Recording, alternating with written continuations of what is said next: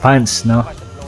Kung sino yung mga kina-heart nyo, sino yung may spark or something na parang, I mean, bagay na mag-love team or I mean yung ganun.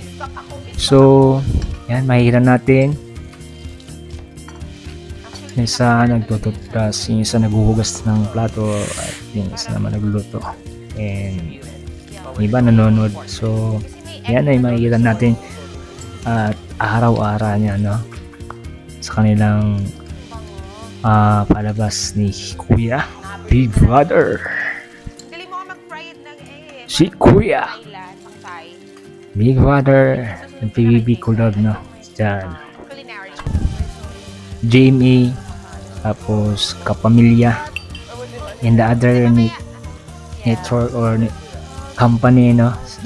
Maganda siguro yun, sana ay mangyari, no, kung lahat ng by company is nag-aano sila ng, I mean, kung sino yung papasok sa bahay ni Kuya. So siguro ano yung mangyari yun na bawat company ay may papasok, no, yung parang kagaya nito Star Magic, yung mga Star Magic and Sparkle, no, at mayroon pang kasunod, no. So sana ay marami pang papasok na, I mean, collaboration ng lahat ng network, no, ng kampanya, iba't ibang kampanya, no. So na mabudihan ko ng aking pag-vlog, at siyempre by the mix of combination of combinations of good reaction at honesty maging sa lahat ng aking gagawin, at yun yung mga abangan natin. So kung hindi pa kayo nakasubscribe, paki-subscribe and click the bell button para lagi kayong updated sa aking mga vlog at maging sa lumat bago. Maraming salamat sa lahat na nakasubay mula noon at hanggang ngayon. So maraming salamat mga kaibigan at mga golden at sa buong mundo. So what's up, nandito naman ako. This is Herbert Golden Boy. This is Deji. Nag-iisa Golden Boy. So shoutout and shoutout sa lahat mga kapamilya at kapuso. Subaybayan natin ang PBB Collab Cavalry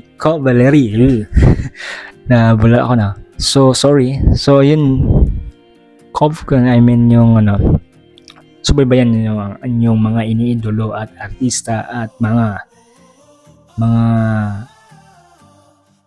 aabangan nyo ang mga love team na mabubuo at siyempre love story ng PBB Collab Star Magic and Sparkle, no. So maraming salamat sa lahat, no, mga kagulin, at sa lahat na manonood sa aking vlog ngayong araw, no, na i-upload ko ngayong ilalabas.